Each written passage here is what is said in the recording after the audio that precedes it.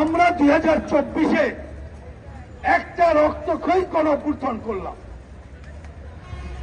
দীর্ঘদিন ধরে কর্তৃত্ববাদী শাসক ভয়ের রাজত্ব কায়েম করেছিল, ভোটাধিকার হরণ করেছিল। আমরা গণতন্ত্রের সংগ্রামে জয়ী হলাম। আমরা শোষণ মুক্তর কথা বললাম।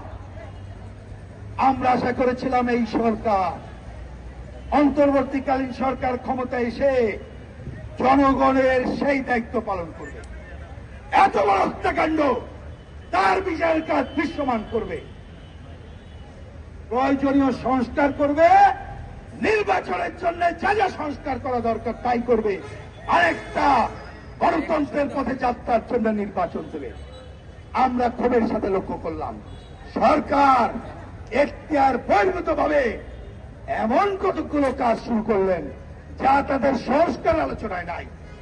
ওই যে বন্দর ভবন দেখা যায়, আপনার চট্টগ্রামের মানুষ, বন্দর কি সংস্কারে ছিল ভাই বলেন তো? না।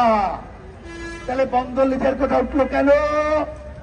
বন্দর কি লোকসানি প্রতিষ্ঠান? লাভজনক প্রতিষ্ঠান। আমাদের ক্ষোভ ডক্টর মোহাম্মদ ইউনূস এইখানে এসে বললেন কেউ যদি না বোঝে বুঝাইতে হবে লিজ দেওয়ার জন্য। আচ্ছা ভালো কথা, আসেন আপনিও বুঝান আমরাও বুঝাই, বন্দরের শ্রমিকরা বুঝাক, জনগণ যেটা বলে গ্রহণ করব, এইটা তো গণতন্ত্রের ভাষা।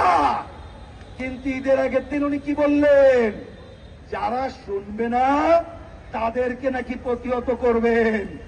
আমি অন্তর্বর্তীকালীন সরকারের প্রধানকে বলতে চাই, দুদিন ব্যাপী ঢাকা থেকে তো রোড মার্চ করে চট্টগ্রামে এলাম, পথে পথে হাজার হাজার মানুষ স্বাগতি জানিয়ে তারা বলেছে অন্তর্বর্তীকালীন সরকারের কথা ঠিক নাই, ওইটা ভুল পদক্ষেপ।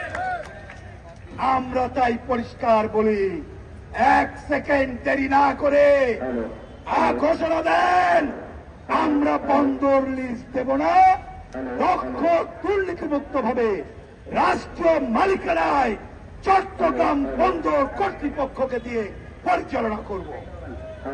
আমরা লক্ষ্য করলাম মায়ানমার, রোহিঙ্গা ভুক্তভোগী চট্টগ্রামের জনগণ, তাই না ভাই? তা রোহিঙ্গাদের নিয়ে যায় না কেন? আগের জাতিসংঘের মহাসচিব বলেছিলেন এইখানে বহুপাক্ষিক সমাধান করতে হবে, ওনারা করলেন না, বরঞ্চ নতুন করে কি বললেন? রাখাইনকে করিডোর দেবে, চ্যানেল দেবে। আমরা বলেছি এই যুদ্ধ অবস্থা চলছে, যুদ্ধ চলছে, এইখানে করিডোর দেওয়া মানে বাংলাদেশকে সাম্রাজ্যবাদী যুদ্ধে জড়িয়ে ফেলা।